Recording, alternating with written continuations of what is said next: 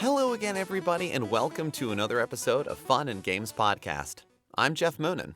And I am Matt A.K. Stormageddon. And Happy New Year. You are listening to our 2024 in Review special. 2024 has come and gone. There have been a lot of games. We've played some of them, and there's been a lot of high and lows, and we'll do our best to give our perspective on that. If you think because we are recording this in 2025, we won't make the last year 2024, 2025 mistake when saying this year, last year, of course we will. I mean, I'm old, so I really don't have much of a better excuse than that. I'm going to try to stick with the past year, or 2024. Good. That's good. Well, we'll see if that bears out.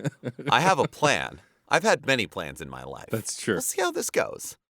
We did in our 2023 in review episode mention the astounding layoffs in 2023 and that it was heartbreaking and that we hoped for an upturn in the new year and that it wouldn't be as bad. And then in 2024, we broke that record in like a month and a half. And it didn't stop. We had layoffs, studio closures, basically an endless amount of heartbreak all year long. As Geoff and I have said in previous episodes, I don't really know what to say anymore other than it sucks. Also, more gaming journalism outlets closed. Game Informer shut down this past year, which killed one of my projects and the jobs and careers of many respectable games journalists who were like holding that thing together with duct tape and super glue anyway because it was such a skeleton crew. It's endlessly frustrating and aggravating. The little bit that Geoff and I can do to add to the conversation of video games, we are happy to do, and the little bit of journalism that we get to do each year, we are proud to do. But like, we need outlets like Game Informer, and the fact that they keep closing, like now it's IGN, Kotaku, and Polygon, and GameSpot. But that's really it. There are smaller ones, tons of boutique ones that have like their own Patreons or the equivalent, Aftermath, Remap, whatever. But like, you can only do that if you have an established audience. New people can't start a boutique website and get, hundreds of patrons. Like I, as a person who looks to other people for their thoughts and opinions on stuff, not necessarily always to figure out what I'm going to play, but just because I like to read other people's opinions on games, our, whole thing about this is a conversation, and there's less of that, and it's just sad and it sucks. No, I mean, Matt and I are very proud of the audience that we have and being able to have this conversation with all of you, but we are a very small podcast in general and in comparison to other outlets out there. According to a recent IGN article, there was approximately 14,600 jobs lost last year in the gaming industry. That is a great loss. There's so many wonderful games out there and so many wonderful ideas. Those are just the ones that have been created. There's ones that we never get to see or hear about because we don't get that one video, that one article, that one recommendation that gets us there. It's one of the reasons why Matt and I come at this the way that we do, because so many of our favorite games are found by recommendation and someone else's enthusiasm. We need the enthusiasm to make the games. We need the enthusiasm to find the games. That's not a finite resource, but it does get exhausting sometimes. Yeah. If you like any media that's out there, podcasts, articles, certain writers, editors, whatever it is, if they have a way for you to give them money, if you can't, I absolutely understand. But if you are able to, even for a brief period, please support those creators because it's getting more and more like the only way we can do this. I'm grateful that But Why Though last year, a great independent site, got to meet their funding goal to continue to pay their writers, and other folks like 6-1 Indie also growing as a place for freelancers to land to help the indie writing scene. Those things are great and really important, but it can't be the only thing. As I've discussed in other places, the reason video games, I think, fails as a mature medium is because we do not have established criticism in the same scale that books and movies and music have. Major publications for all of those things, major award shows for all those things have existed for quite some time. And we talked about this in our award show episode, but like until we can have unionized, large-scale reviews and critics, it's not going to sustain itself. And because also the games industry itself, the devs, these smaller companies, larger companies, all hemorrhaging and disappearing, it's just only going to get harder. I'm hoping for a bounce back, hoping 2025 to be better. As of when we're recording on the 7th, it's hard to say. The irony of this show is I'm sure on the 8th or the 10th or the 12th, before the episode airs, there will be some announcement of some other horrible thing. That's just kind of seems to be the pattern we're in, but I really want to see a bounce back. I want outlets to come back or get sold to people who give a shit about the medium because it's exhausting. Or it all has been a wildfire and we've created fertile ground from which something else will grow. But at the moment, the best we can hope for is some of our other friends in the industry getting accredited on Metacritic. Yeah, exactly. We don't know the way forward, but we did interview them. Smooth. Talking about the good from last year, especially focused on us, this is the second full year we've had a Patreon.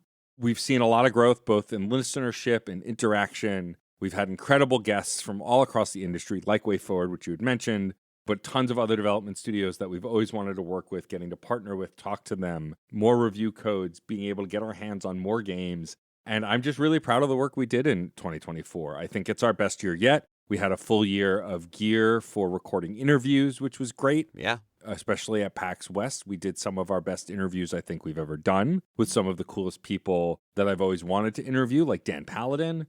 I'm just really proud of the work that we did this year. And none of it would have been possible without all of you listening, not just our paid patrons, who we're absolutely grateful for, but the free patrons, the non-patrons who write reviews, people who share the podcast, retweet, invite us on their shows. Geoff and I guested on so many podcasts last year, this past year. See, there it is. And all of that helped us to grow the show and grow this incredible audience. And I'm just so grateful to get to do this. With all the layoffs and stuff, the dream was at some point to like be a part of something bigger, but I am grateful that we get to steer the ship at our own pace, under our own steam, because it means we get to do what we want, and the only people who are going to shut us down is us. There is maybe someday the chance that Geoff will fire me, but hopefully I continue to be a good employee.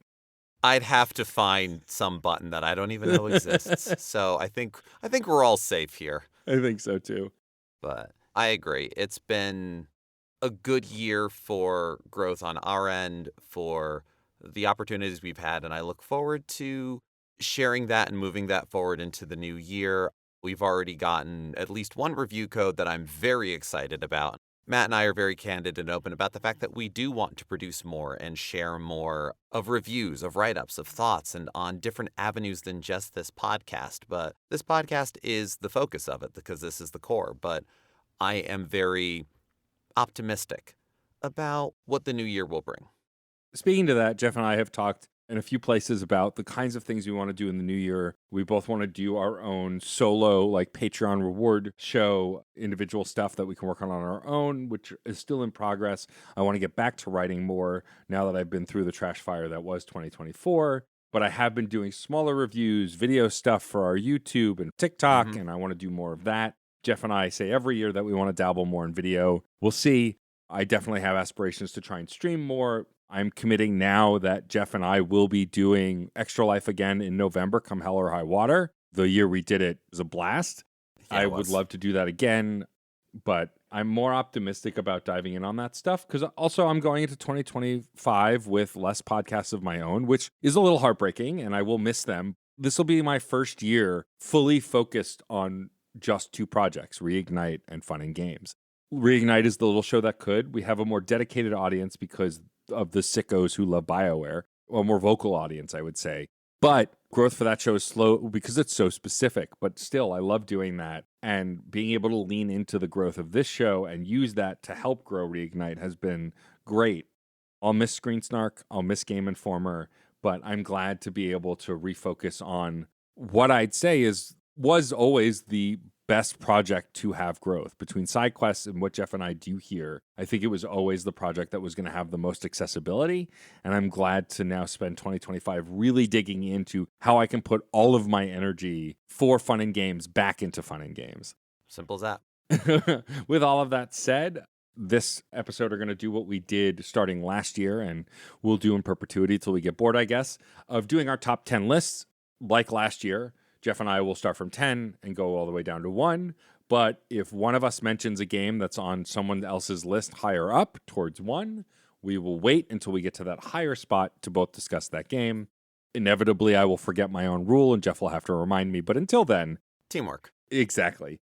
But before we get into all of that, I did want to take an opportunity to talk about our favorite game that we both beat in 2024 that wasn't new in 2024. I'm very lucky to have participated in a few different things, different book clubs, Dave's Backlog Resolutions Challenge over on the Tales from the Backlog Discord, and encouraged me to play a lot more games from previous years that I never got around to. And so I wanted to give Geoff and I a moment to talk about a game that was really special to us that we played this past year that didn't come out this past year. And for me, number one with a bullet without hesitation is Immortality. I had never played a Sam Barlow game. I've always wanted to. I have always been obsessed with FMV games since the Sega CD and was so excited to finally get around to playing this. Even though I knew there was something hinky about it before playing it just because of all the buzz, even though I never got spoiled on it, it still absolutely blew me away. And as I said in our episode about how much we share about games we want to recommend, I still do not want to talk at length about this game because I think it is one of the best video game experiences I've ever had. And considering the gameplay is negligible, that's saying something. If you still haven't played Immortality, I cannot recommend it enough. I did buy Her Story, which is another Sam Barlow game, which I do plan to play this year. And then I will get around to Telling Lies after that because I want to be caught up before his new releases come out. It blew me away. I can't believe how incredible that game is. And I'm so glad that I pressured myself into playing it this past year because it was definitely worth it. Fantastic. I do want to get around to those games eventually. You're not the first person to recommend them to me. So, yeah, we'll get to that. I do want to lightly mention Final Fantasy VII Intergrade as one of those games where I played the Final Fantasy VII Remake when it first came out, and I never got around to the DLC.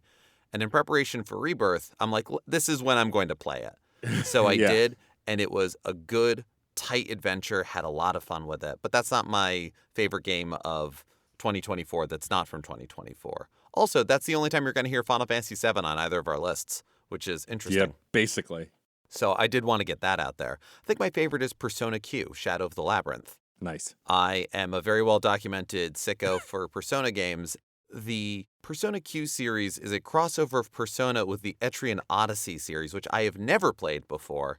Always had an interest in. This is what got me in. In the same way that you cross Pokemon with something and people have an in and you start to understand some strange new genre or weird new series, this really let me get the idea of a dungeon crawler where you're drawing the map, the idea of push and pull in how the characters are, front row, background, a lot of interesting, crunchy RPG mechanics with all of the sheer joy of an alternate universe episode of Persona 3 and Persona 4 happening at the same time. It was many, many hours played, and none of them were regretted or wasted. I lost a little steam on the sequel, and part of it was because of the fact that it doesn't have English dialogue. It has English text, but it doesn't have English voice lines. Something I really enjoyed in the first Persona Q was at the start of battle, you'd hear voice lines of the characters interacting with each other, encouraging or teasing each other, and I just don't understand it in Japanese. The gameplay's still great and the game's still fun. I miss that charm, but Persona Q is wonderful. I'm fascinated by the spin-off games. I've watched gameplay of one of the more recent Persona Arena Fighters. I've seen some of the dancing games you've showed me. I don't know that I will play them in 2025, and I'm not committing to it, but I have wishlisted the two Persona 5 spin-offs, Strikers and Tactica. I would like to play them at some point because I did finally finish that monster of a game, and I would love to see where the rest of that story goes. I have committed to playing Persona 4 this year, stupidly. We'll see if that happens, since I also have already started Metaphor Refantasio a few weeks ago, and I think I put Midnight Suns on my list, which is also like 40 hours. Look, there are a lot of short games on that list too, I promise. That said, I think it's funny because I never finished 3 Reload, and I want to go back to it. Like, I have such fond memories about the opening hours of 4 on my Steam Deck, and so I would like to see how it runs on the Switch and kind of dive back in and see if I can capture that same Persona 5 Royal magic with Persona 4 Golden on Switch, especially since I have the physical cart. I think it's a good time to give it another try. The Persona series, any of the games, can be a little daunting, and there are false starts that happen a few times, so I see nothing wrong with that, and the Velvet Room is always waiting for you. Yeah. I mean, the good thing about the modern Persona games, like especially 5 Royal and Metaphor, is that there is a summary option in the menu and like you can Oh, get yeah. up to speed narratively. Mechanically, not always, but like narratively at least you can, which is good. To really put a button on our mentions of Final Fantasy this episode, I do want to talk about our biggest disappointments and just ramble off my honorable mentions because there are so many games that didn't make my top 10 that I agonized over including. But if you've listened to me anywhere, you know that my biggest disappointment of the year was Final Fantasy VII Rebirth. I'm not going to go into deep details here because it has to do with the ending and the structure of the game and a lot of details. And I'll just say this. I expected the world from this game because I loved Remake and Intergrade and was completely disappointed by it. I think all in all, it's a solid game. It's not bad by any stretch. It's just not what I expected or wanted. I'm still optimistic about the third entry. I want to see how they land this plane. And I still Oh, love yeah. Final Fantasy VII as a franchise and a brand and love a lot of the spin off games. Yes, even Dirge of Cerberus, which is not a good game, but I still love it anyway. It's very lovable, though. It is. It's true. It's kind of wacky in the best way. It's a very, very much a PS2 game, like a PS2 ass PS2 game. Well, and I would even argue that Dirge of Cerberus is not a good game, but it is an enjoyable one. And for you, Rebirth is not a bad game, but a disappointing one. That can all coexist. Yeah, totally. Before I get to Jeff's most disappointing and some other honorable mentions, I beat 48 games this past year, which was up from 42 games the year before. So my goal is to break 50 in 2025. That said, I played so many amazing games that couldn't make the list or weren't right for the list or whatever, or just got pushed down because better stuff came out or were played. But I want to rattle them off here. If you read my article, you've seen them already, but shout out specifically to Yars Rising and Balatro because we got review codes for both of those. Jeff and I know really dug both those games, and so I want to make sure that I make mention of them. The new Zelda, Echoes of Wisdom, really loved it. I don't think in my top 5 of top downs, but definitely a game that I really enjoyed. Botany Manor, which we also got code for, and I really dug, and I love our interview that we got to do with the game's creator. Max Payne 1 and 2, Cyberpunk 2077, and Phantom Liberty. Monster of a game, but I really loved it. Cocoon, Gungrave Gore, Rocket Knight Adventures Resparked, which was the repackaging of the 3 Rocket Knight games that came out on Genesis and SNES. A Plague Tale Innocent, the Alan Wake 2 DLC that came out this year, Sonic Adventure 1 and 2, which got me revved for Sonic 3. Probably my favorite video game movie ever, which is saying something. Thank Goodness You're Here, which I also got code for and really loved. Castlevania Lament of Innocence, the first 3D Castlevania I've played in a long time and I actually enjoyed. Paper Mario The Thousand Year Door, and then thanks to the Castlevania Council, aka Geoff, finally playing Aria of Sorrow, which I really loved. I played a lot of games this year. There were only a handful of games I bounced off of or didn't like. For the most part, I enjoyed my time with most of the games I played last year, which is a pretty good track record. It's a good feeling. I'd love to take an opportunity to shout out a few other games that I've played that Matt hasn't already mentioned, including Foul Damage, Biomorph, Wizardom, which we got codes from our friends at Apogee, and I made the mistake of trying to play on the Steam Deck. Use a keyboard and mouse. It's going to go so much better. Gestalt, Steam and Cinder, Key Locker. I also want to shout out some older games. I played One Shot finally for the first time, and what an experience that was.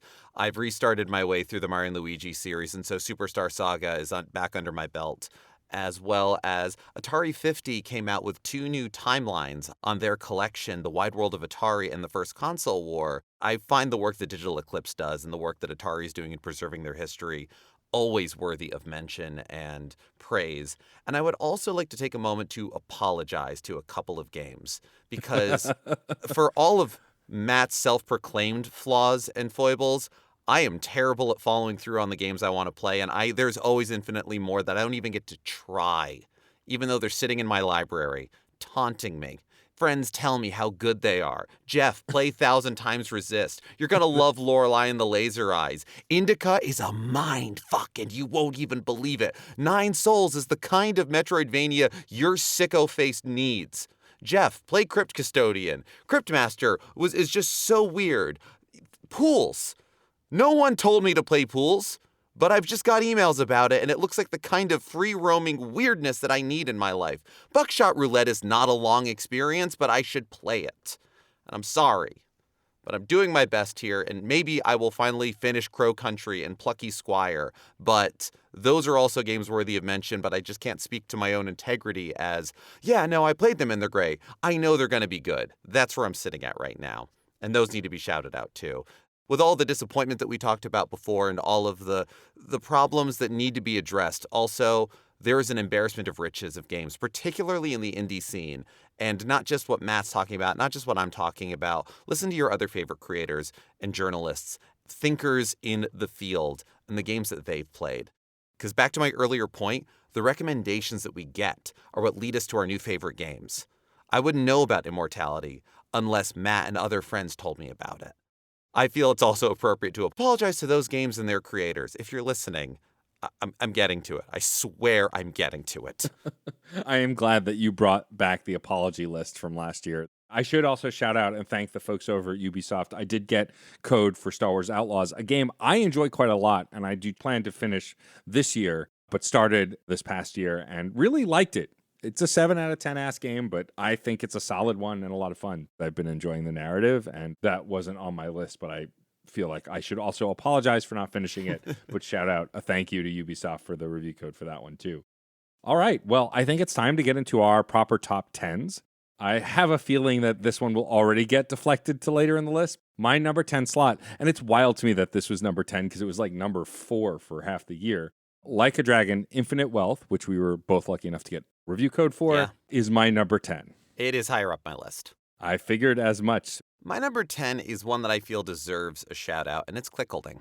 Nice. Yes. All right. Clickholding from Strange Scaffold is a short but potent experience. It is eerie horror, it is deeply uncomfortable, and it is a wonderful example of an indie title that knows what it is made within its constraints, and is nonetheless exactly what it needs to be, and is something incredible. I have gone on record in the past where a greater game is one that completes the assignment, understands the assignment. Clickholding, at the very beginning, lets you know that it probably isn't going to last more than an hour. I replayed it today to see if I could get other dialogue options, and then remembered it had been too long, and I don't remember that part. It also made it feel like a fresh experience, and it's one that, I don't know how else to put this, but it's one you can feel. You feel it in your mind, you feel it in your breath and heartbeat, and you feel it in your hands when you're done. Because it is, yes, a game about clicking, if you haven't played it yet. It's inexpensive. It will take less than an hour. Check it out. There's one potential jump scare in this horror experience, and it's not even a big one. That is being very generous to the term jump scare, I think. Yeah, Clickholding is a masterpiece. Fun fact, it's not on my list because I didn't finish it because I streamed it for a charity stream and ended up edging the entire stream because by accident, I exited the game right near the end and lost all my progress. I don't mean to. I'm sorry for laughing. You should laugh. You should laugh, though. It's dumb. It's so its dumb. own weird meta commentary on something. I appreciate that you said you edged the audience. Yeah.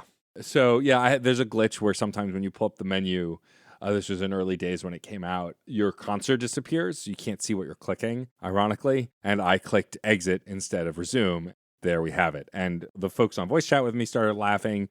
We raised a bunch of money. So it was Alyssa Mercante was raising money. I believe it was for Trans Lifeline. Yes. Yeah, it was incredible. So I have experience with clickholding. I will go back and actually finally finish it eventually. But that experience, I kind of want to keep Crystalline preserved for a while because it's just a good story. And I like it being a good story. Well, I think if I remember correctly, it was released pretty early in the year, in the first half. So maybe for the 1 year anniversary. Yeah, that's true. Yeah, for the 1 year anniversary, I could stream it. What I would love to do is get Oliver Nelson Jr. on the podcast to talk about his mania when it comes to how he makes games with the folks over at Strange Scaffold. But yeah, I agree. I think it's definitely worth experiencing. Short games like that, they're only an hour or so, like this, like Before Your Eyes, and so many others are definitely worth experiencing because they come so easily and they are worth the time that you spend. Well said. Thank you. Well, that's an excellent number 10. My number 9 is Shadow Cross Sonic Generations. That one's not on my list. I didn't finish it. All right. I've written about this in a few places, actually. Shout out to Into the Spine and Diego over there for letting me be part of their giant year-end list. I wrote about Sonic Cross Shadow Generations there. Sonic Generations is probably one of my favorite modern Sonic games, definitely one of my favorite during the Boost era. The mix of 2D and 3D is great, but I was really excited for this for Shadow Generations with the hype of the fearless year of Shadow and Shadow being in the new movie. And me being a Shadow fan, besides Knuckles being my favorite, I've always liked Shadow, his bad games and all. So I was really excited to get what looked like a good Shadow game. And what I wasn't expecting to get was one of the best 3D Sonic games ever, I think. It's just some of the best level design, some of the best mechanics. The controls are tight. It really is an incredible experience. The music, of course, the remixes, the remixed stages, all of it really great, paying homage to Shadow's past, but also some of Sonic's present. Having a Sonic Frontiers level in the game, even though Shadow isn't in Frontiers, having a Sonic Forces stage, stuff that's come after Sonic Generations, but a way to include it by adding it into Shadow's campaign. And seeming like they learned a lot from Sonic Frontiers in the version of White Space that's kind of an open world that you get as Shadow is just really great to interact with. The way that Maria and Gerald Robotnik are reincorporated in this timey-wimey storyline, how it connects to the main story, because it's a parallel narrative to Sonic Generations and the narrative there. It was just really well done. If you're a Sonic fan who's been hungering for a really tight and solid Sonic game, I can't recommend Shadow Generations enough. And then Sonic Generations is just a remaster of one of my favorite Sonic games. It's still great. It was still a blast to play. The story is really dumb in the best way. The changes they made are great. I didn't really have any issues with any of the minor tweaks to dialogue or scenes. And it's a package that can't be beat. I think it's only $50 and you get 2 games. Shadow's campaign is a little shorter. It's only like 4 hours. But the Sonic Generations campaign, I think, is 6 to 8. And then there's tons of time trials and other stuff that you would normally get in a Sonic game. Collectibles, 100%ing. Definitely stuff that will fill the time and make it worth it. Like I said, if you'd been waiting on Sonic Generations since you heard there was a remaster coming, or you just haven't played any of these games, I think this is a strong starting point. The nostalgia will miss you a little bit, but I think it's a solid game that if you just want a game that's fun to play and kind of really, truly experience what a solid Sonic game is, you can't go wrong with Sonic Cross Shadow Generations. Incredible. I love the dismissive way you said, oh, yeah, and it's also a remake of one of my favorite Sonic games of all time. Whatever, it's not a big deal. But the fact that it is a short but really good Shadow game and a remake of an excellent Sonic game absolutely sounds like it justifies the price tag.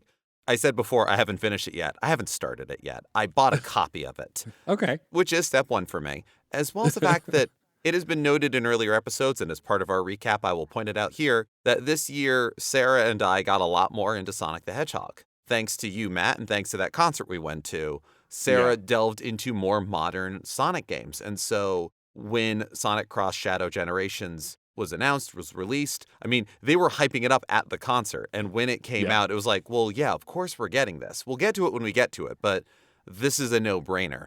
That's the first time a new Sonic the Hedgehog game has been a no-brainer in this house. Amazing. Well, thank you. I can't wait to hear your thoughts. I do appreciate this new journey for the two of you, and I'm excited for you to dig into some of the best and worst that gaming has to offer. Always am. Always am. My number 9 is Arzette, Jewel of Faramore. That's a good one, not on my list.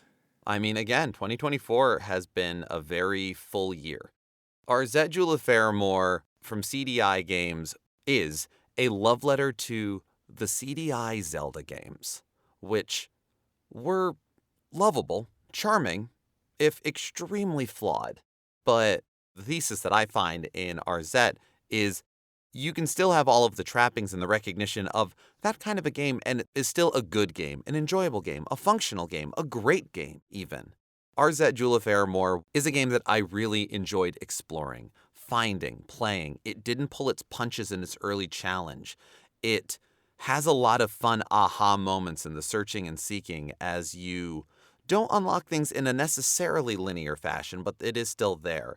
There's a few twists and turns and ideas, but it doesn't feel like they're throwing twists and turns at you just for the sake of. There was 1 or 2 things where I went, oh man, they're setting up for the most obvious twist that they didn't do, while still leaning into the good, hokey fun of that kind of, I'm going on an adventure, and there's all these wacky, weird animated characters around me. It removes the friction, but keeps the charm.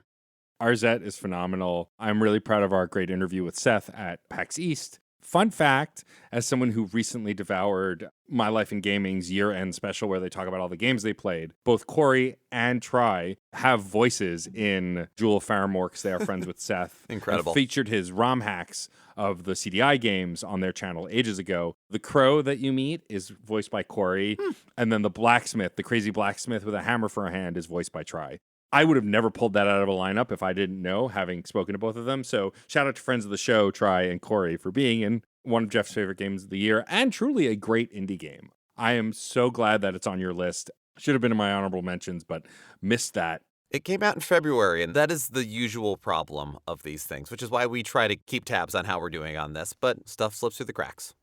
It's true, but I loved my experience with it. I bought it at PAX East. They had the boxed copies at PAX East, and so I played it on my train ride home. And it's great. Yeah, you got your boxed copy before I got mine because you bought it at the convention, and I pre-ordered it during the pre-order phase like a sucker.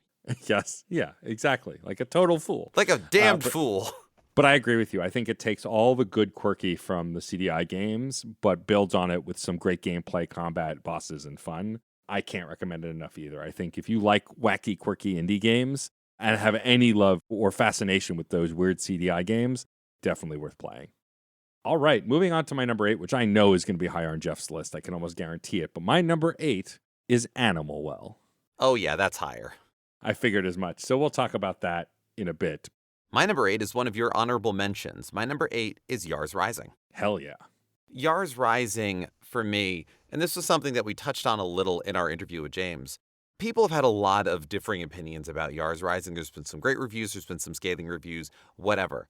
It got me into Yars Revenge, the old Atari 2600 game. It taught me how to play it so that when I got a copy of it for my Atari 2600, I knew what I was doing without an instruction manual. I felt powerful. I felt cool about that.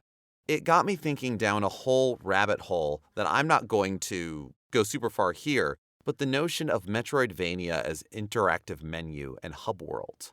Yars Rising is a more than capable and even fun traversal Metroidvania, but if you look at it as the coolest, most fun way to play dozens of iterations on Yars Revenge, Missile Command, Pong, Breakout, it can't be beat. And it is full of charm, it is full of fun characters. The writing and voice acting is on the charming side of a lot for me, and so that is my take on it. I loved keeping the volume up so I could hear not just read the text, but also hear how it's performed, because that was really the big difference for me, and it all added up to a really nice package with personality. Yeah, I mean, I loved this game. I had a blast with it. Really great that we got to talk with James Montagna on the show, someone who we've been a fan of for a long time at Way Forward. Yars Rising also had one of the best soundtracks of the year. Just the synth pop, K-pop, J-pop style, like fun bubblegum music was so good. I love the voice acting. I think it's cheesy in the best way. I loved the exploration. I think it's a really interesting take on revitalizing a franchise. I think the main character, Emi Kimura, is one of my favorite new characters to be introduced in video game. I think that she was a blast to control and play as. The story took some interesting turns, and I really dug it. I struggled with the Yars Revenge inspired minigames, and so towards the end, I had to tweak it so I could get through them. But for the most part, I really, really dug it. I'm glad that it's on your list. I mean, part of the problem is I played too many games this past year, and so I think that's why it's further down. If I had a top 20, it would definitely be there, though, because it's one of my favorite experiences of the year, hands down. I think it was having beaten the main adventure and then playing the challenges through the menus, I realized these are fun, but I love it so much more when I find them. And that got me down that rabbit hole, and that actually made me appreciate the game all the more. Amazing. Let's move on now to our number 7. My number 7 is Mouthwashing. I did not play Mouthwashing. It is on my apologies list. Please, Matt.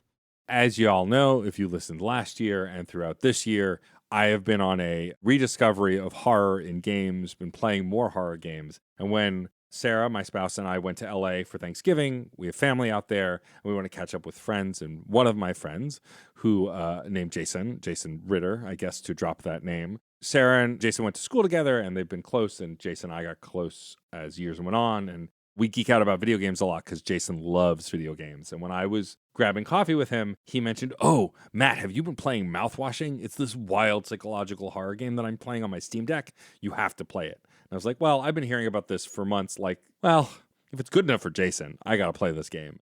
It might be the best psychological horror story I've ever experienced. Now, again, that hyperbole comes with some caveats that I haven't engaged in as much horror media as a lot of other folks. So take that with a grain of salt. But considering some of the fantastic horror experiences I've had over the last few years, like the Resident Evil remakes, Iron Lung, and a bunch of other things, Alan Wake 1 and 2, this one, it was just kind of mind-blowing. There are a handful of jump scares, but it's mostly psychological. It's mostly unnerving and creepy. It's about a crew transporting cargo, and they crash land, and they're trapped. And like, what happens is they're trapped on the ship and trying to get help or figure out a way to survive. And I don't want to spoil anything beyond that. It's got this great PS1, PS2 polygon style aesthetic. Yeah. It looks really great. The mechanics and puzzle solving are minimal, but it really just steeps you in this place, in this time, and is weird and wild and has one of my favorite screenshots I've ever taken in a video game ever, but cannot share with people till they've played the game. In fact, Dave Jackson played it after me. When we were talking about it after he finished it, he sent me a screenshot of his favorite scene. I was like, oh, I took that same screenshot and sent it to him, and they were basically identical. So I really do encourage you, Geoff, in 2025 to play this one. It's just mind-blowing, and it just makes me even the more excited to dive into more retro-style horror games like Crow Country you mentioned before and some others.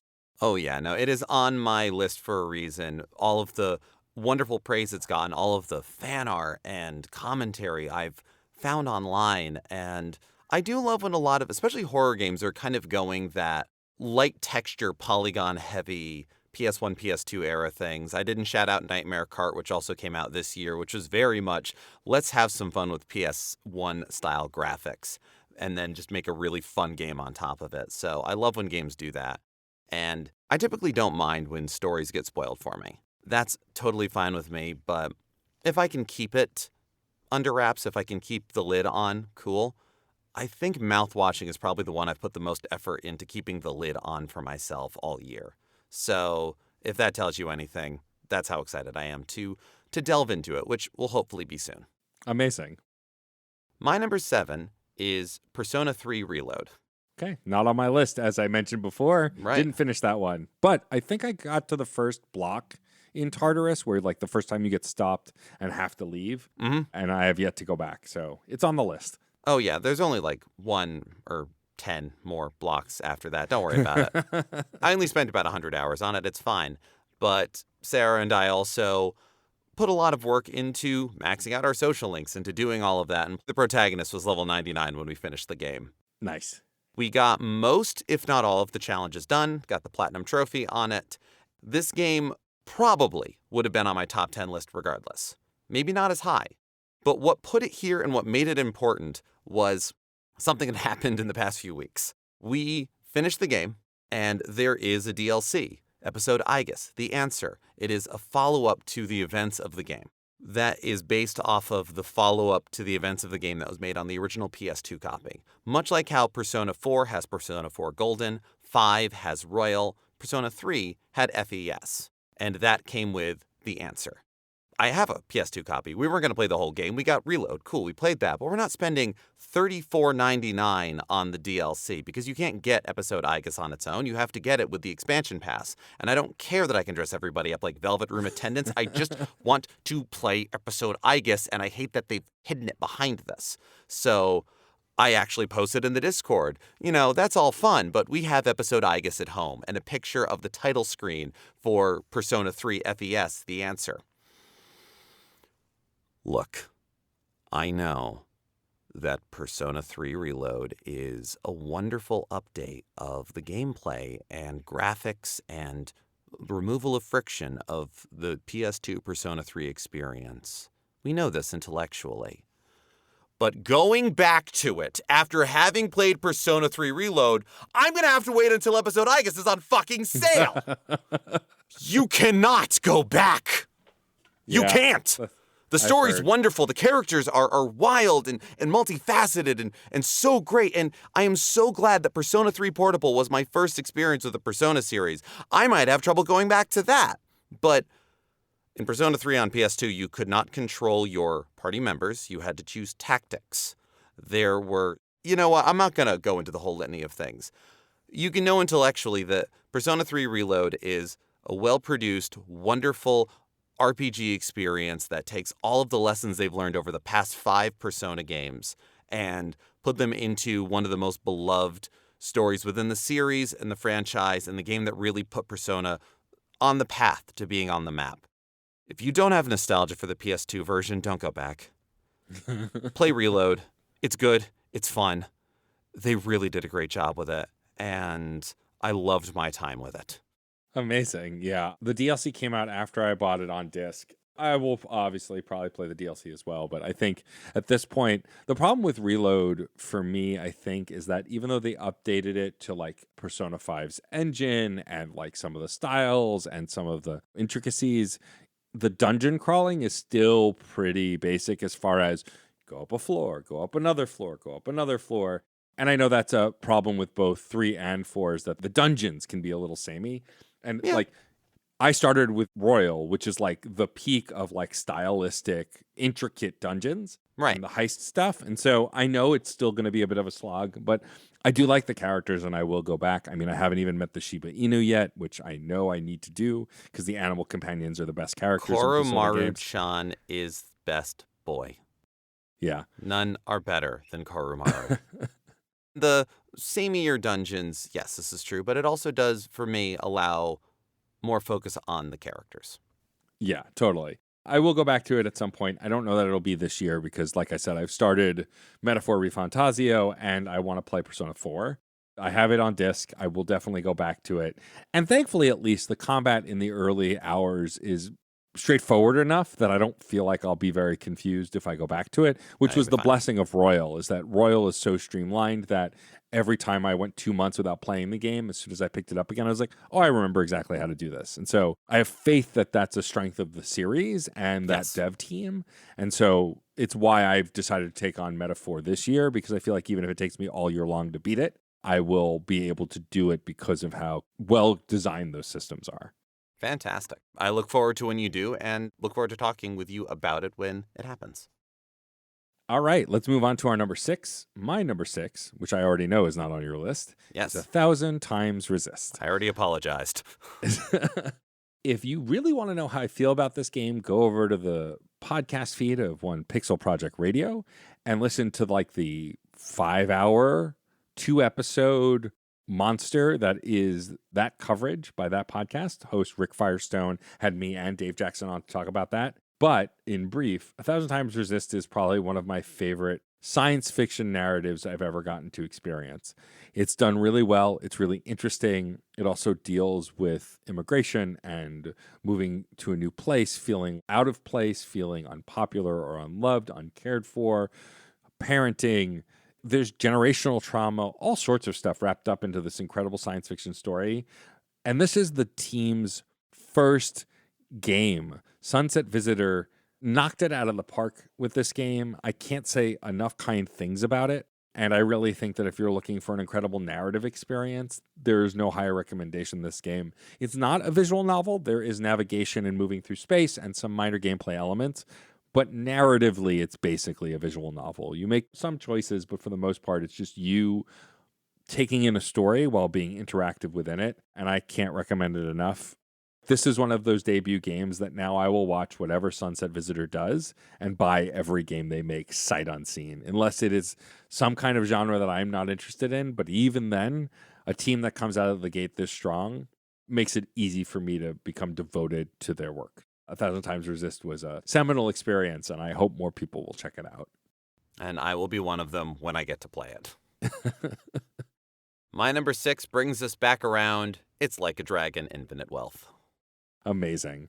This one took you longer to finish for me because, as infamously, Sarah has to do everything before you can do anything. Yes. There's plenty of games that I play that Sarah doesn't also have to play along with me, but some of the larger RPGs, those 40 to 120 hour game experiences take longer in my house because, yes, Sarah and I have to both be available for them. And if they are something that has mini games or, well, I've got to find and do all of the stuff, oh, yeah, Sarah's got to do it. I'm not stopping her. I love seeing all of this stuff, too, because what a full and fun and incredible experience Infinite Wealth is. Yeah, it's the longest of the Like a Dragon Yakuza games. It's the second RPG. And while I think narratively it's weaker than a handful of the other games, I will say that mechanically it is hand over fist better than Like a Dragon, Yakuza Like a Dragon. They took what was a solid turn-based combat system and refined it so it felt natural. It still had challenges, but was really interesting and engaging. They made the classes easier to level. They made the classes more diverse and unique. Dramatic main narrative, incredibly goofy side stories, all tied up with a bow. And for me, as someone who, and I talked about this the previous year's in review episode with Gaiden, but there's something so specific to being such a fan of the franchise and having played the entire franchise that makes all of Kiryu's narrative beats hit so much harder in this game. I think my biggest complaint is that Ichiban's story kind of takes a back seat. It's still done really well. Yes. And there are some heartfelt moments, but I feel like this really did pivot back more strongly towards Kiryu, who I love. But I was kind of ready for this to become Ichiban's story and Kiryu to just be featured. And so I was a little disappointed that that wasn't the case. I am curious, without spoiling it, based on how this game ends, how Kiryu will play into future stories, but we won't know because the next game is all about Majima, and we get to play as Majima again since the first time since Yakuza 0, so I'm excited for that one. Same. But I really enjoyed this game a lot. Mostly, it's the characters, right? It's Always. I will follow that moron Ichiban into hell and back. Hands down, without a second thought. Him and his goofy friends. Because he will get you into and out of hell without even trying. That's what happens, and that's the fun part. And I love doing that from the safety of the couch. And I agree with you, Matt, that it is not a weak game narratively, just weaker than the previous one, honestly. But the gameplay and the systems, so much cleaner, so much more refined, giving improvements and iterations that I didn't even realize it needed, and now I can't go back kind of thing. But also the fact that, just splitting it at all, the protagonists of Ichiban and Kiryu, I see how their storylines leaned against each other to grow together, but also it weakened it a little. But really, that's just a weakness of narrative. It is still a fun experience. It is still Like a Dragon as hell in all of the best ways. Super long cutscenes, maximalist gameplay, wild characters. The smaller the role, the bigger the impact, everything that Like a Dragon is and made the Yakuza series so memorable and lovable and incredible continues on. And so I am very excited to be a pirate Yakuza in a few months. I'm very excited. And I will say the only other weakness to this game and why it was much lower on my list, I think, also is, so this is the first time that this franchise comes to the States. You know, they're in Hawaii and in Japan. There's this mix of English speaking and Japanese speaking. I play with the Japanese voice acting. So this is mostly a problem for the folks who played with the Japanese voice acting forward, because that's how I've played all the games. I really love all the voice actors. And so I've heard that the English cast is great, but I have no interest. That said, there is this mix between Japanese and English that isn't great. There are clearly Japanese actors speaking English, but it's clear that they don't have a great handle on the English they're speaking, and so it just sounds stilted.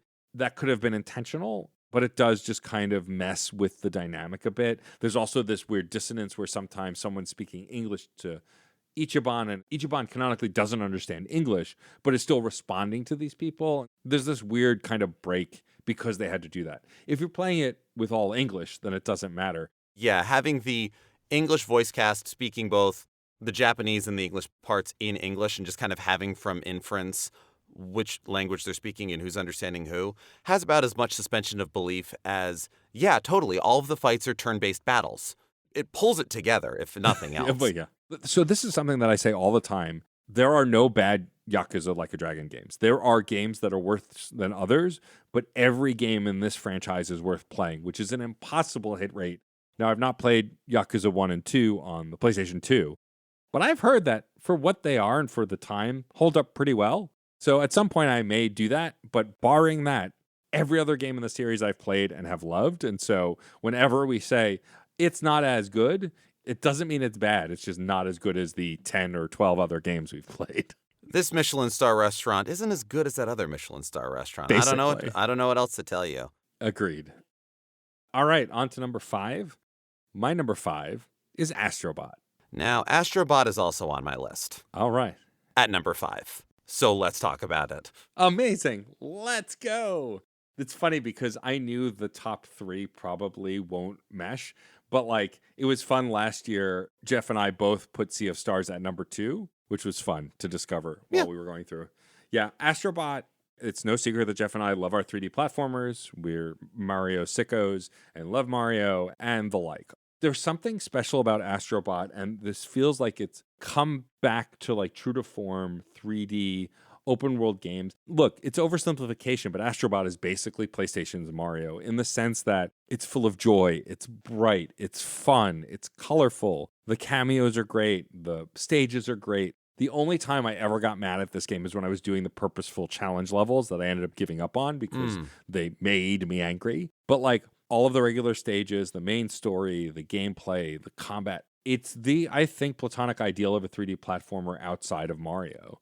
And there are only a few Mario games I think that would trump it for me at this point. I'd be inclined to agree on pretty much all of those counts. Astrobot is a Mario 3D platformer that loves Nintendo, where you are playing as one of the Toads. Yeah, basically. Something that speaks to, even from the early levels and the earlier Astro titles that is further refined in this release, the worlds and the levels and stages feel dense, feel large, feel explorable and incredible. And when you really get down to them, aren't that big. It's very Super Mario Bros. 3, where it's such a big game, but each of the stages aren't that big, but you can really get in there.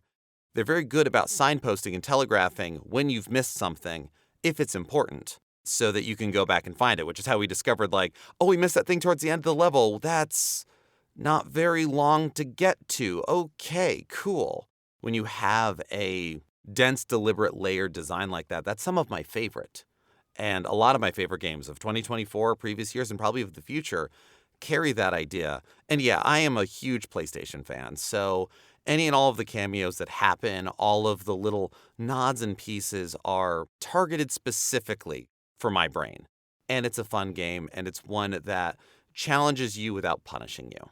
I agree. And also one of the best soundtracks of the year. The Astrobot main theme is something I find myself constantly humming. Oh, yeah. The Pop a Tree track is just a fun track where a tree is singing to you the entire time you're climbing around on him after you water him and make him grow. It's just incredible. But also something I think that's important about Astrobot and why it has a prominent spot on my list, and most of the games above it have a similar quality. Geoff and I are always talking about the tangible qualities of games, but there are intangible qualities too. There is a love and care for the 3D platformer genre and PlayStation as a whole in Astrobot that is almost inexplicable. Like, you can, in the nitty-gritty, explain it, right? The detailing, the nods, the cameos, but like it all comes together to be this game that is clearly made by people who love games. When they won Game of the Year and they did their acceptance speech and mentioned the NES and Super Mario Brothers, like, these are people who have been playing these games as long as we have and wanted to make their own version of that. And that's at the core what we talk about is people growing up playing games start to make games. And Astrobot, I think, is like the pinnacle example of someone growing up playing games making a game. Honestly, looking at my top 5, I realized that all of these games are games made by people who love games. I mean, I imagine the vast majority of folks who work on making video games love video games to some extent. But there is that intangible quality, that inexplicable sense of there is capital L love baked into the code. Yeah, without a doubt. All right, rolling on through to the top 4. My number 4, which is A Ranger, a role puzzling adventure. You told me to play it. I never got around to it. All good. This game was something that I was interested in just when I saw it. But then some of the things that I saw my peers posting about this game, its music, its design, pushed it to the top of my list. I bought it on Switch. I mean, it's got an all-star cast making it. The artist for the game is David Hellman, who of course famously made Braid, which is one of the OG indie games. The writer for the game is Nick Sutner, who's worked on Guacamelee 2 and Celeste and Cardo. The designer and programmer is Nicolas Recibaran, who worked on Ethereal. And then, of course, Tomas Batista, who made the soundtrack, who worked on stuff like Per Aspera, Fidel Dungeon Rescue, and Ethereal as well. Like, it's just kind of like an all-star cast to make up Furniture and Mattress, the people who made this game. From the design to the story to the music to all of it, it's in my top 10 indie games of all time. For those who haven't heard of Arranger or haven't played it, it's what if the world was a slide puzzling adventure. The main character you play as has the ability to shift the world as she walks, is considered kind of an outcast and a freak. And it's basically a finding yourself story, a learning where you come from story. And it's really well done. The puzzles are really smart and really interesting. The music, again, is incredible. Even if you don't play the game, please go listen to the soundtrack. It's on Spotify. It was one of those games that I thought I'd like it when I played it, then lost hours and hours and hours to it. Everything else fell away. I didn't play any other games while I was playing it. I just became obsessed with it. I definitely can't recommend it enough. Like I said, it's on my Mount Rushmore of indie games, which is hard to get in at this point because there are a lot of great indie games. But this one absolutely blew me away, and I can't wait to see what Furniture and Mattress makes next, whether it's a sequel to this or something else, because it's, again, a debut title that just absolutely gripped me, and I can't wait to see what else they do. And we'll definitely go back and replay, I think. I love replaying puzzle games after a few years and being a complete idiot and not remembering literally a thing I did. It's like getting to play the game all over again from the beginning. It's kind of nice. Yeah, totally. Love that. Now, my number 4 is UFO 50 from Mossmouth. Oh, nice. UFO 50 is an incredible game, incredible collection. It is 50 games as one game, presented as the fictional history of the game development company UFO Games. It is, in fact, a collection of several incredible indie game developers creating small games that are NES era, NES style, and in fact, updating some of their old freeware games and creating some new concepts and iterating on them into a decently coherent timeline of game development of when and where these games would fit amongst the 80s and when these games would have come out for then modern gaming, I suppose. The idea behind UFO 50 was also, I think it was Derek Yu, but one of the other developers probably as well, being like, these are all good concepts and good games, but they probably wouldn't stand alone nearly as well as they would together. And I think that is extremely true. There's so many different game concepts that go on here. There is card games, there's platformers, there's an RPG, there's all kinds of just everything. And I'm really trying to remember off the top of my head. And even iterations and thoughts within the standard genres go on. And any one of them, you could start playing it and go, I don't know if I love this, and move on. But it also gives you a chance to go back and try it again, find it again, work on it a little bit. In much the same way that Sonic Cross Shadow Generations is a really good, this is good, together it's great. All of these good concepts, some that could stand entirely on their own, and others that really deserve a little time but couldn't quite be their own full thing, flourish in this fertile environment. I haven't played through every single game, but I still feel confident in putting it as high as I do on the list because of the joy that the games I have completed, the games I have played, and the games I have blown the digital dust off of, all the joy they've given me. Yeah, this is on my apology list. I saw so many people posting about it, but the problem for me is like I'm intimidated just getting through however many games were on my backlog list, the new releases, and then a game that's actually 50 games. The thought of it gave me anxiety. Also, I'm holding out for a console port. This sounds like a perfect Switch game. Oh, yeah. But that said, I've been hearing about it constantly. There are like several full-fledged, many-hour RPGs on it. Yeah, this is value. And this is Derek Yu, who made Spelunky and Spelunky 2. This was his new project. That also has pedigree, like I was talking about with the Ranger. And so I'm definitely interested. I've loved hearing what people had to say about it, and I will get it eventually. The idea of adding another 50 games to my list of games I was already playing, I was like, nope, can't do it. Too big a number. I'm done. But I'm glad that you enjoyed it. It's just one game. I mean, like, yes, but it's... Like a Dragon Infinite Wealth is also 50 games is one game. We just follow the same people throughout it, okay? Like, this is just how we interpret gameplay experiences. This is just a different way to interpret it. That's the joy of it. That's true. Well, it was an anxiety-inducing way to interpret it as far as I'm concerned. Oh, yeah, that's I'm fair. glad, Fair. But I'm glad you enjoyed it. It is definitely something I do want to check out because it's just such a brilliant idea. Yeah. Also, I love the meta level of that stuff. Same. Let's move on to the top three. Top three. Top 3. There it is.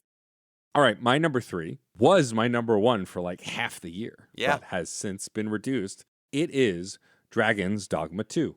Did not end up on my top 10, so please, have at it. So we got code for this. Shout out, of course, to 47 for the code. They also hit us with our Like a Dragon code as well. So shout out to 47 Yes, PR. thank you so much. Shout out to all the PR companies, Stride, so many others. I did have the horrible realization that this year Demon School is coming out, and I'm going to lose my life to that game. In theory, it's coming out in Q1 this year. We don't know. It did get delayed, but another Persona-like that's many hours and really intricate. Yeah. Back to Dragon's Dogma 2, one of my most anticipated games ever.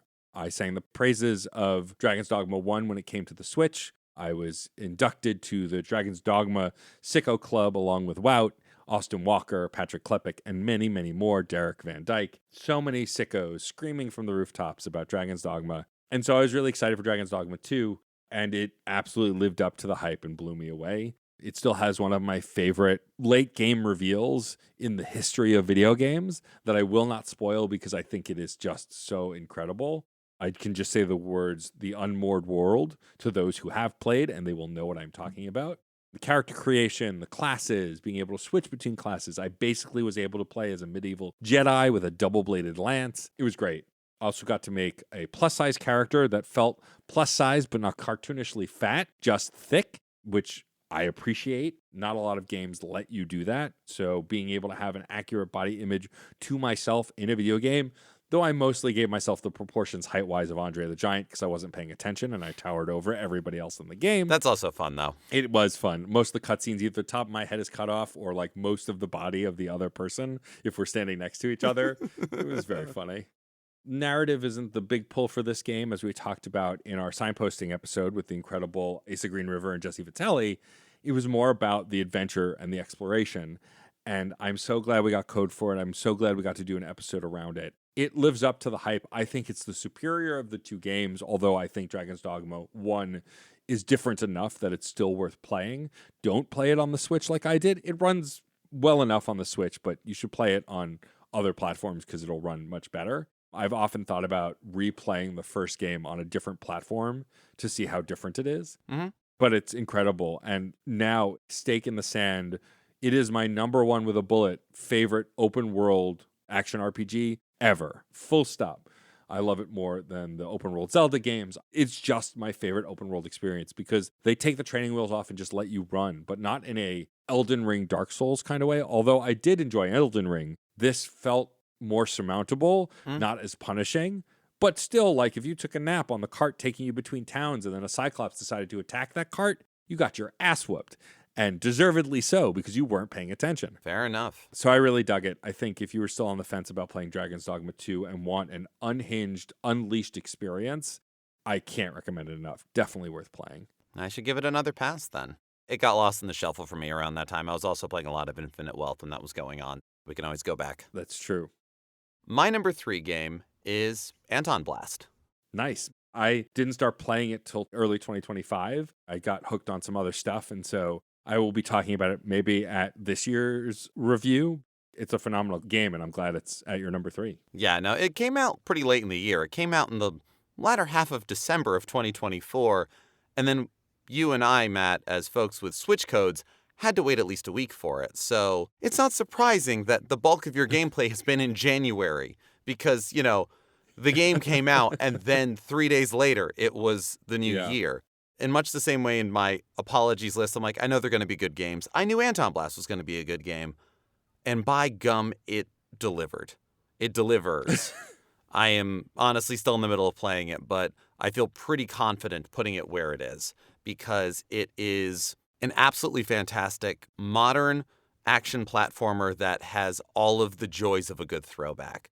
I'm trying to move away from the it's this meets this and this game is like this, leaning on that too hard, but this is a game that loved the mascot 16-bit platformer and has such a great sense of physics, of motion, of ballistic action, of secrets, and creating, again, small but dense stages that are built to be played again and again to find secrets. Some secrets are easy enough to find. Use gamer instincts and you're good to go. Some are very tricky and you only get one try on it before you have to start the whole level over again.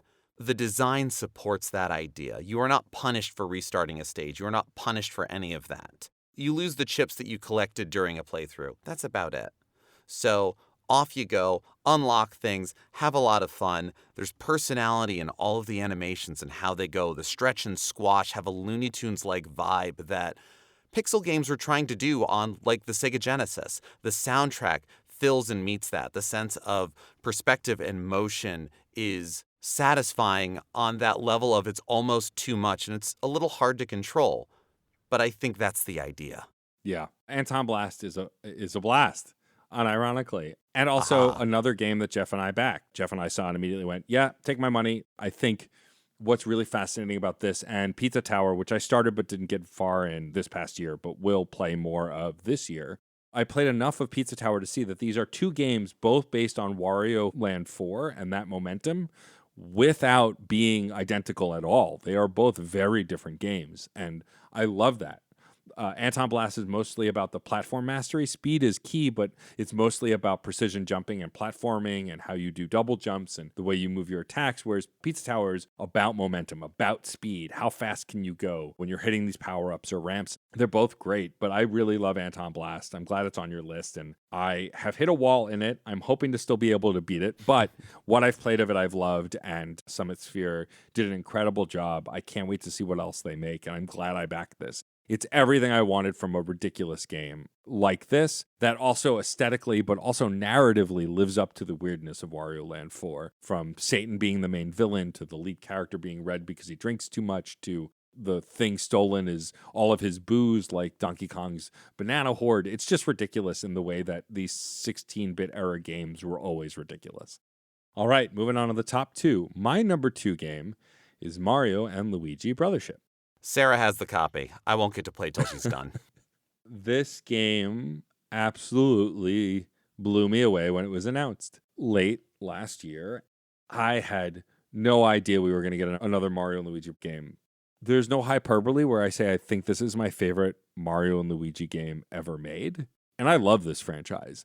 But from the quality of life improvements, the gorgeous graphics and design, you're in a new world, Concordia, where everything is power or plug themed or connector themed. A lot of electricity puns, new goofy characters, but a bunch of the all-stars from the Mushroom Kingdom were sucked into this new world. I really love it. Like, great side quests that add to the world, revamped the combat from the previous games. In the previous games, your individual attacks would be you'd attack as Mario, do a timed hit, and then it would be Luigi's turn and you'd attack as Luigi and do timed hits. What this game does differently is Mario and Luigi don't just interact on their bros like their magic attacks, but all of their attacks involves both brothers. The whole game focuses on their brothership, on their partnership, their love for each other, their relationship. And it's just so brilliantly done. Also, Luigi gets Luigi logic, where he thinks of ideas both in the environment and during boss fights to turn the tables. And even though he's a coward and a doofus, they give him these moments where he thinks outside the box because he's a tall weirdo, and we love a tall weirdo. Hell yeah. The soundtrack is superb. I expected to like it. I even expected to really like it as a fan. I did not expect it to love it on this level. And it almost hit the number 1 spot. But ultimately, there is some minor downsides to this game that knocked it down for me. Takes a long time to get going, lots of explanations, lots of tutorials. That's pretty standard for an RPG like this. But the story drags a bit. I enjoyed it, but the story doesn't really get interesting till like the back third. And then it gets wild and so well done and has some of the coolest moments in the history of the Mario franchise, I think. I think if you were on the fence or didn't want to jump into an RPG because you didn't have the history, if you know Mario and Luigi, if you know the story of the Mushroom Kingdom, you can play this game. There are some characters from previous games who reprise their roles, but for the most part, you can jump in fresh just having your Mushroom Kingdom lore. It's a blast. I really loved it. I can't praise it enough, and I'm so glad we got it. I have no idea if it sold well because Nintendo plays that close to the chest, but I just hope we get more of them because Acquire absolutely killed it, and I would love to see them make another one of these. For some background, Acquire helped develop the 2 Octopath Traveler games and have worked on several other RPGs as well. I think they have their roots in RPGs. I think they did something really grand. It's made me look up some of their other more recent wacky modern games, which I've added to my backlog list of things to check out, but absolutely in love with this game and can't recommend it enough. Fantastic. Well, I look forward to when Sarah's finished with it so I can start playing it. And I'll try to catch up on other Mario and Luigi titles in the meantime. But Sarah's progress did get slowed down by what is my number 2 game, Balatro. Yeah. Yep. Yeah, Balatro was a game that I was holding off on for a long time. When it first came out, I could see it was something special. I remember how excited everybody got at the demo when it came out at Steam Next Fest, finding out that it had a fervent following before that. And when it was released, I'm like, no, I have enough trouble getting anything done. I cannot get sucked into a roguelike deck builder. No. Yeah, Lord knows you don't have history with those kinds of games and get sucked into them in the past. I love those games. I love them so much. They're so good, Matt. They're so good. Yeah, I get sucked into those games because they're good games. And so a few weeks ago, in a lull, hanging out on a chat with some friends, or my usual Baldur's Gate 3 group where none of us were quite feeling it. We were all a little disjointed. And so one of us was streaming some other deck builder game on the Discord. And we all just kind of started like playing card games and chatting about them. And I went, let me try Balatro.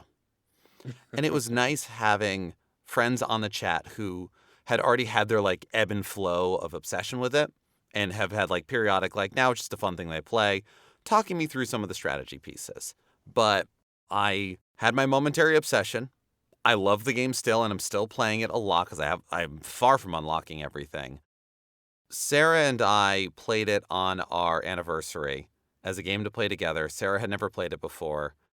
Sarah's not a big roguelike fan, and she likes deck builders okay, but it's really got to catch her. Right. The fact that the gameplay is built around sort of building poker hands, or that's the way you score. It's not playing poker.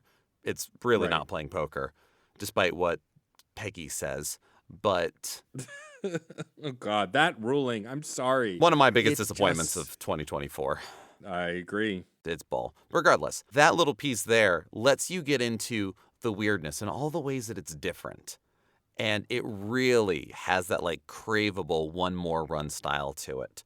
I think, okay, Sarah's not playing it right now, but periodically while we were recording, Live reporting on the scene. I had it on PC. Sarah doesn't really play PC games, but she tried out Balatro. We plugged the Steam Deck we Frankensteined it into the TV, and she fell in love with it. So I ordered it physically on Switch, and it has been in her Switch since. Nice. Which also means that I can play my Balatro profile whenever I want to, and she can unlock her stuff, and we can still talk about hands and help each other out. It actually is a fun cooperative game where one person's working and you're all looking at different angles. A run can take 10 minutes, half an hour, something like that, but I started playing it around Christmas time, and as of January 7th, I've put in 40 hours.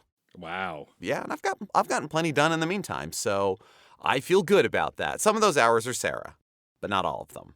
And I can't make that claim, but it is a wonderful game, and it deserves all the accolades it's gotten. Yeah. Shout out again to Wout for hitting us with review codes for Balatro. I played it when it first came out on Switch. So as someone who is bristled against roguelikes, bristled against deck builders, and then recently found the sanctity that is Slay the Spire, I literally never look at it on my Switch, because if I do, it is all I will ever play. Sarah has set a rule for herself that she can't play Balatro at night. Yeah, that's smart. There's a photo floating around the internet of me playing Balatro while watching Dave Jackson stream and play Balatro. But I played it for 8 or 9 hours and never beat it once. I never finished a run. That's what knocked it off my top 10. I didn't finish it. For me, I like my top 10 games to be games I finished only because I play so many games, and if I don't set some rules, it's mayhem. I really liked it, but I haven't really touched it since, although I do have it on my phone now as well because I have Apple Arcade. Oh, no. Yeah. It is a brilliant game. The soundtrack, another incredible indie soundtrack, simple but interesting. You never get tired of it. Yeah. But I think the way that I'm going to finally beat this game is maybe on a stream in the new year. Geoff, you will join me and you will coach me through a run, helping me strategize because you are better at these games than I am by a long shot. That's on a sliding scale, and also this is not a bit. Hold on. Are you playing Balatro? Yes. Did you just start another run? Yes. Okay, sorry, we're talking about it right now in the episode, and I just literally did well, Sarah's not playing it right now, but incredible. I love you. What deck is that? The new one I just unlocked, the one I like with no face cards. Oh, you got Abandoned deck. Nice, congratulations. I love you. Yeah. Balatro, my number 2 game of 2024. Amazing. Perfect. All right. Well, we're up to the number ones, the big time. My number 1 game, surprising literally no one who knows me, is Dragon Age: The Veilguard. Just because it's predictable doesn't mean it's not also good, Matt. That's true. This game was in 10 years of development. Some might say development hell. Different people came and went. Legends at BioWare came and went. BioWare went through huge changes and layoffs. The game seemed like vaporware. It went through name changes. We really thought that this game was never coming. And then middle of last year, we started to see screenshots and articles, videos. They talked about the combat. We got to see scenes and stories, demos. And with every passing thing we got, I got more excited because it looked like it was going to be what I wanted. And while I would still agree with some of the folks who say it is not the best thing BioWare has ever made, it is absolutely a return to form to the heyday of BioWare, and specifically the Mass Effect trilogy and the early Dragon Age games. It pulls the most influence, surprisingly, from Dragon Age 2. It's pretty streamlined, it's straightforward, there are open zones, but it's not open world like Inquisition was. It is one of the most gorgeous fantasy video games I have ever played. And this is coming off of Final Fantasy 16, which also had some of the most gorgeous cinematic video game moments. But This was incredible. I don't even know where to start. When you create your character, you can pick any of the same races you could pick in Inquisition. You could be human, elf, dwarf, or Qunari. You can create your character and body type independent of gender, pronoun, and voice. All of them are separate. None of them are tied to the physical character you make. There are presets and guidelines that you can use, but nothing is required. There are 4 different voices you can choose from. You can pitch them up and pitch them down. I created a non-binary, femme-presenting, they-them character with Erika Ishii's voice, which was a solid choice, as we all love Erika. Yeah. It was incredible. The narrative is good. I think that the problem with being 10 years removed from Dragon Age Inquisition and from BioWare's heyday is that you have to make this game for a new audience. Because if you want to sell it, you can't sell it to the previous audience. You have to sell it to a new audience. But I think how they make it accessible really works. And I love the broad strokes of the story and the major reveals. But the character interactions, the romances, the friendships, the storytelling, the world building, all of it is top-notch BioWare Mass Effect 2 level. From your background that you choose at the beginning of the game, like I was a Grey Warden because we're doing the Reignite playthrough and I was a Grey Warden in Origins and just felt right to make a Grey Warden. Absolutely. As a Grey Warden nerd from the Origins game, there's so much rich lore. The Grey Wardens are important to the story because the Blight comes back. All the factions feel realized. The characters who come back from the variety of Dragon Age games are all earned and well done. And the romances are just great. I romanced Lace Harding, who is a character you could flirt with in Inquisition. She was a dwarf scout who has a much bigger role to play in this game because of what she did for the Inquisition and how she was integral to that. There were moments that made me cry, heartbreaking choices that you had to make, which is what BioWare is all about. I love this game so much. I started a new playthrough immediately where if you look on my social media, you can find an image of an elven character that I basically make look identical to me, which I'm usually decent at, but I really impressed myself with this one. I haven't followed through on that second playthrough, but this is one of those games that I could see myself replaying over and over again to see what the different choices do, and more importantly, romancing a different variety of characters. But it makes me so hopeful for the future of BioWare. I was absolutely convinced that whatever the new Mass Effect was going to be, Mass Effect 5 was just not going to be great. Mm. I liked Andromeda well enough, but like there's a lot of pressure. But now I have some faith that they might actually be able to hit that mark. I hope we get another Dragon Age after this. I hope we don't have to wait another 10 years because I really loved this. And I'm just so glad that finally, like BioWare's been on shaky ground for so long and they've made so many of my favorite games, from Knights of the Old Republic, which I played for the first time recently, to the Mass Effect games, the Dragon Age games, Jade Empire, flaws and all. I still enjoyed that game. And so I'm glad that they have a hit again, or what I assume is a hit. It was divisive, but I think ultimately people were mostly positive on it. I know that one of my favorite Dragon Age haters ended up loving the game, so it gives me a lot of hope. And I think that if you wanted to jump in on the Dragon Age series, I think still starting from the beginning would make this game more rewarding. But otherwise, you can jump in on this game and just enjoy what this world has to offer because it's got so much cool stuff in it. I didn't even talk about the combat. The action combat, I think, is the best in the series. It's refined. It feels snappier and more easily accessible. I can't say enough about Dragon Age: The Veilguard. I'm definitely going to do another playthrough this year. It makes me excited to cover it on Reignite. We're still a game and a half away from it, but I'm really excited to dig in deep with Frankie on it because it was just done so well. Incredible. We have a copy. We loaned it out to a friend because we were in the throes of Persona 3 Reload and went, by the time you're close to being done, like maybe we still got Baldur's Gate 3, Sarah and I playing together on the PS5 as a thing on the docket there. So it's coming up. Sarah finally finished her playthrough of Inquisition. So 2025. Hell yeah. Veilguard. Nice. But let's wrap up. My number 1, your number 8, I believe, Animal Well. Yeah. This is a game that I couldn't have been less interested in. Like, literally, Geoff flailing that he got to play it. And I'm just like, okay, it looks fine. When it came out, I had less than zero interest in playing this, which is a thing that hasn't happened in a while. Usually, Geoff and I are excited about a lot of the same stuff, even if we don't always play the same stuff. I just didn't care. The world was on fire for this game, and I had no interest. And then it was announced it was going to be on PlayStation Plus. It was free if you have PlayStation Plus, day and date when it comes out. And I went, I guess I'll download it. Oh, I have some free time. I'll play it. 4 hours later. Yep. I got obsessed with this game. I think I knew it was a Metroidvania, but I didn't quite. And so I just want to set the table that the fact that it was even on my top 10 is kind of a miracle. Like, I nothinged this game. I had no interest and then fell in love with it, which is some of my favorite way to engage in gaming. But Geoff, tell me, why is this your favorite game from this year? Because I love Metroidvanias. I love games that bloom, that you discover, where games that are Metroidvanias or these sort of like lock and key exploration games, you find this item, it does this thing.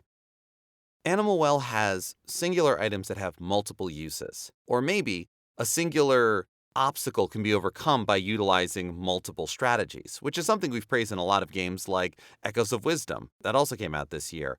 Something that has a lot of personality, a lot of challenge, but not necessarily a lot of punishment. Yet again, something that I really enjoy. The Celeste idea. It's challenging, but try again.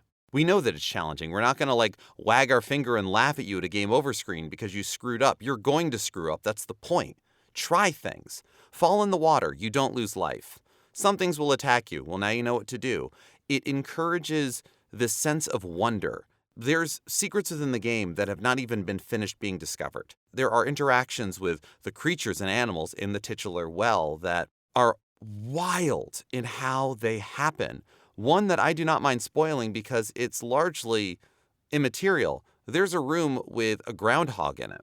You don't realize it's a groundhog when you first look at it. There's no name tag. There's no anything to it. It's just a big rodent thing. Yeah. And you're a little, I don't know, whatever you are. You find out later, sort of. But again, it's not explicit. But you go into a room and there's just a very shy rodent coming in and out of a hole. It's a groundhog. It's scared and going back into its hole. You have to go in that room on February 2nd to get something.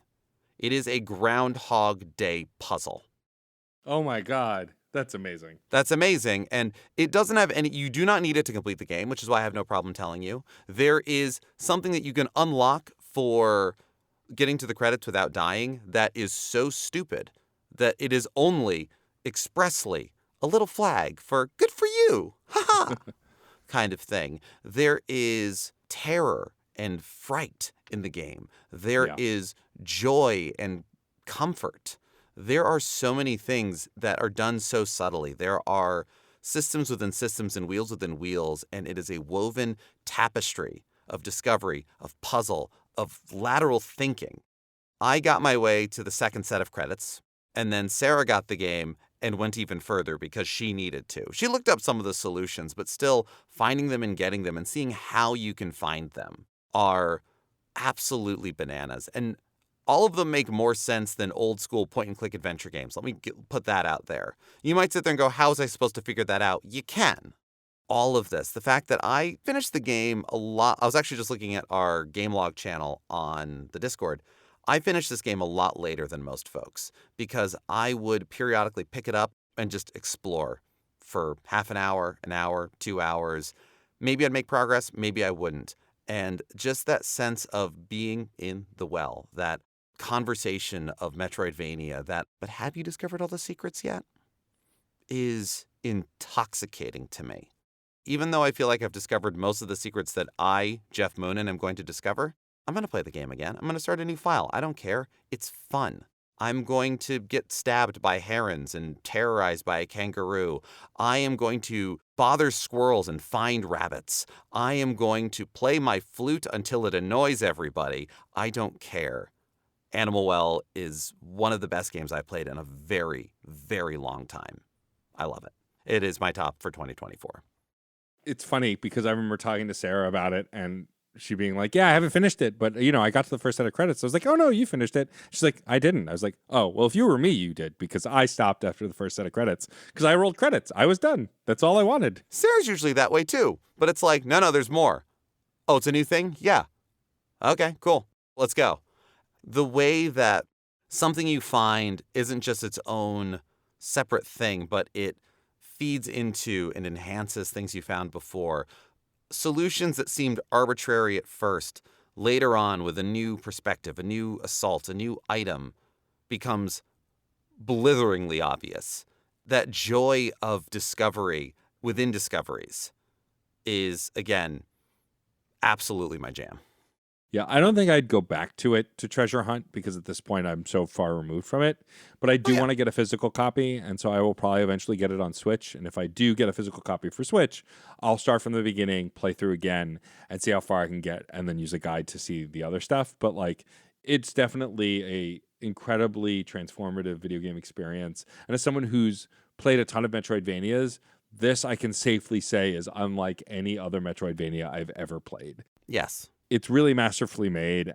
Again, there are plenty of games that I've been like, oh, I'm only sort of interested, or, oh, I guess I'll try. I've never been more disinterested in a game than I was with this one, and yet it still gripped me to the point that it made my top 10 and blew me away at the time. So really commendable, and yeah, makes sense that it's your game of the year. Definitely a game worth celebrating in the indie space. We were awash with incredible indie games this year. We mentioned a ton. We haven't mentioned a ton more. It's just kind of incredible how many great indie games came out in 2024. The fact that Animal Well came out the same day as Crow Country, Little Kitty Big City, and Cryptmaster. And 1,000 Times Resist. And 1,000 Times Resist, that's right. Like, every time I feel like I've named all of them, and I definitely haven't.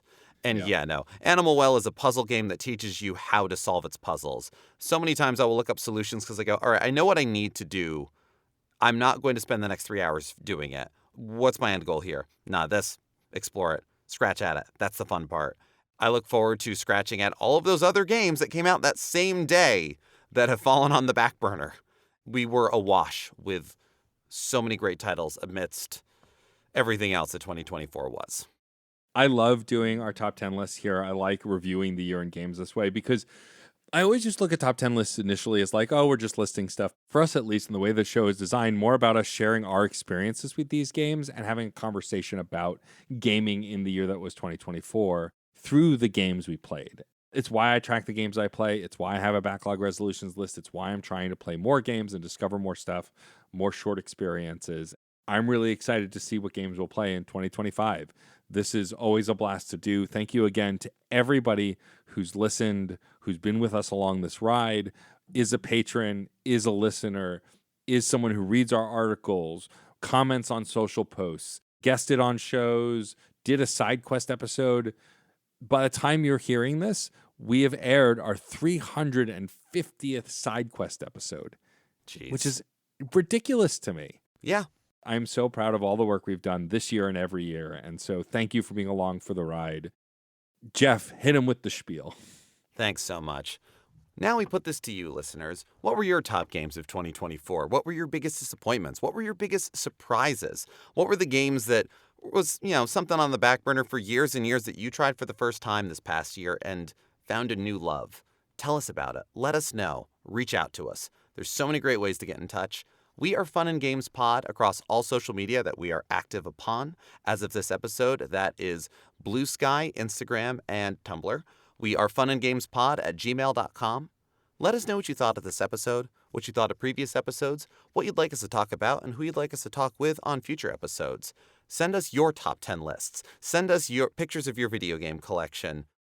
You can visit certainpov.com and find not only other fantastic podcasts, but also a permanent invite link to our Discord server, where a lot of these conversations form, flourish, continue, and just go in all kinds of directions, where you can see a lot of the games that we and other members of the Discord finish, as we have a games log channel, as well as just a lot of thoughts here and there. You could definitely get a lot of Matt's thoughts about Veilguard because, again, the Reignite channel is there, this Game Spoilers channel is there, and please, if that is your jam, then get in there. If you also want a one-stop shop to all the things Matt and I are working on in the new year, and if you have the means or desire to support us financially, you can visit our Patreon, patreon.com/funandgamespod. There is a free tier. You do not have to pledge any money to join. You can take part in the polls that we do for our console retrospectives. You can read all of the articles that Matt or I write, and all of our episodes go there as well.